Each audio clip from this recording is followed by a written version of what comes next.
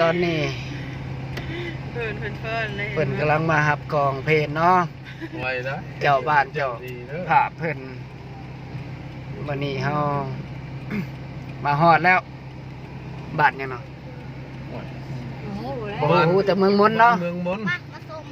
ไปส่งให้เห็นยัง บ้านเมือง มาม น เพิ่น ต์ ทำไมยัง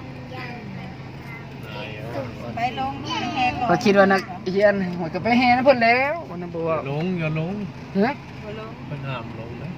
ว้าว คนแค่เขาบ่ให้ลงอย่าทิ้งไปซื่อ อันนี้เพิ่นสิแหกก่อนนะ อืมถ้ารถบ่ได้ต้นเนาะเพิ่นเนาะ ไม่นะจันไม่หอดไม่ ถ่ายอุปกรณ์นี่ดูดิ ไปเอาต้น เฮ้ยเขาบ่เนาะยูทูบเบอร์ข่อยเขาสิบ่กด ดูเฮาลงอันนั้นนะเพิ่น ลงแล้วยูทูบเบอร์ก็บัตรหนึงมาลูกมา พี่มาพี่ไปลงเลยก็ได้ ไปเอารถกองให้เขาก่อนเพิ่นบอกหั่นลงเอาไว้ลง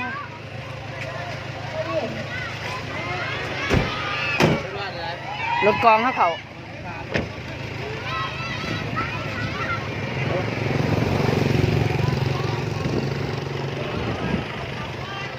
รถ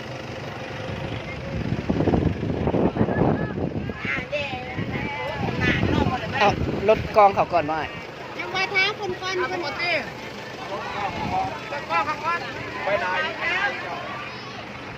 มาลูกตอนนี้มาหอดแล้วเนาะ บ้านยังนะแม่นี่ นะ บ้านยัง บัดสนนปลาหอสนน บ้านป่าอ้อยสโนด จะควรจะมาส่งก่อน โดย เอาเป็นไง อยู่มหาหนามบ่ อยู่เขาอยู่อันนั่นอยู่บรรพตสีแก้วทางแหวพระธาตุโพนฮะเด้ทางแหวกับพระธาตุโพน ยาคุณปานมารันกองอยู่มหาหนาม โดย มาจะ ก็เด้เด้ก่อนเปิดอันนี้ก่อนแป๊บนึงเนาะ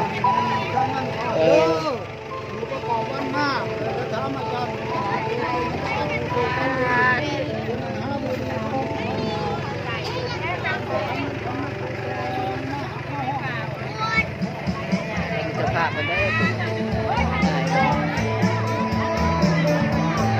แต่เวียงคนแหละมาบ้านเพิ่นเพิ่นว่าขอกองเพิ่นงามเลย เข้ามาปีนให้ปะคะเข้ามาปีนให้ปะคะว้ายไม่มาแล้วเฮ้ยเข้ามาปีนให้ปะคะไม่จะปีนให้ปีนให้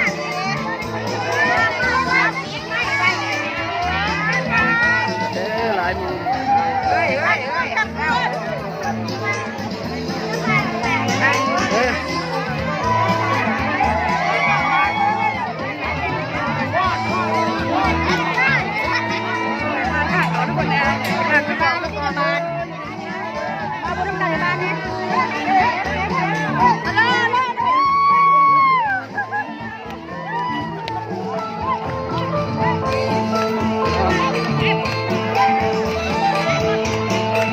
มาแล้ว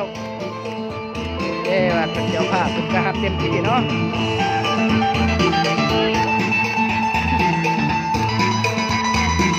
ออกกองเป็นกระเห็นเรียบร้อย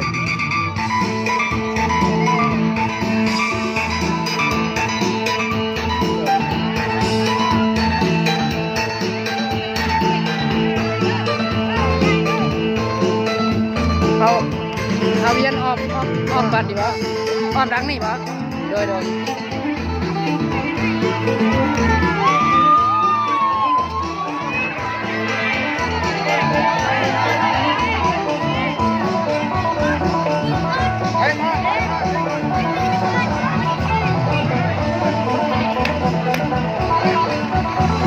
สิเวียนอ้อม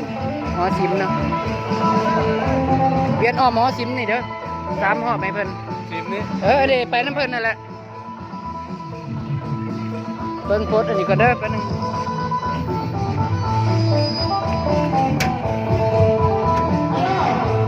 พ่อใหญ่ขึ้นนี่ตีได้ป่ะเด็กน้อยใช่ไหมเฮ้ยมาขึ้นตีนะ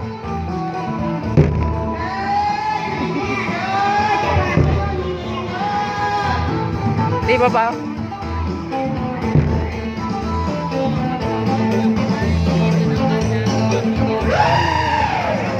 เอากำลังแห่เนาะ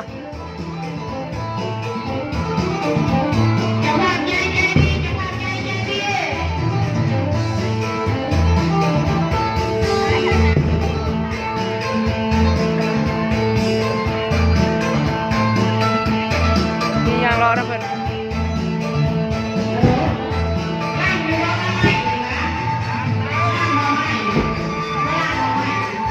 โอ้ยวิวกับบางงามเลยเนาะปุ๊บโอ้ยแคมคลองปุ๊บเด้อพี่น้อง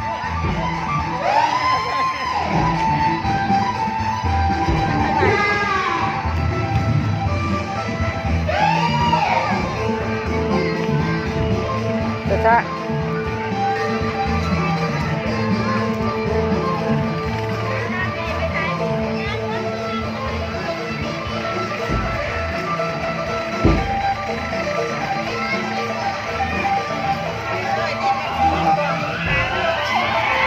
โดนแตกยำๆเว้ย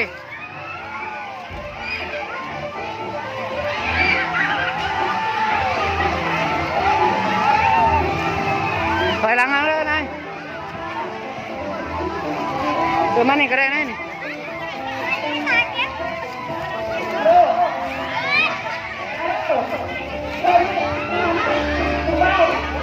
มานี่ก็ได้นี่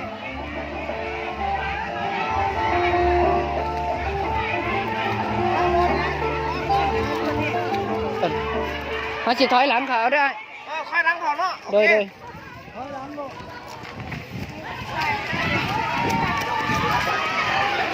แล่นมันนี่ถอยหลังแล่นมันนี่เลยถอยหลังเขาคุณบอกเดี๋ยวมันสิถอยมันสิเดินมาพี่สิถอยหลังเขากลับมา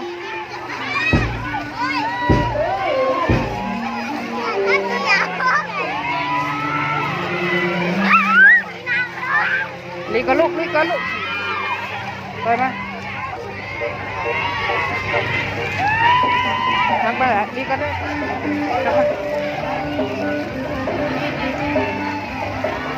ไปจีถอยหลังเขาไอ้หักหลายๆเลยนาย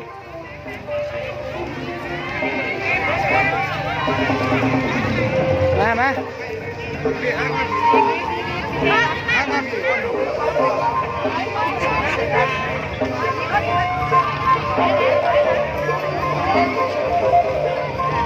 ลูกก็ได้ลูกด้วย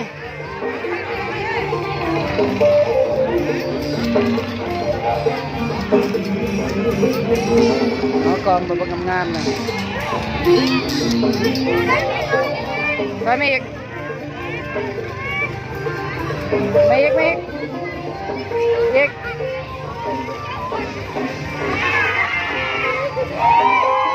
แม่ลีก็ได้แม่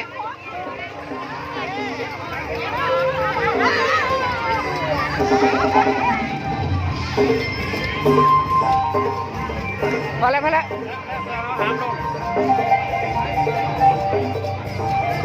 ตอนนี้เราสิได้เอากองลงก่อนเด้อ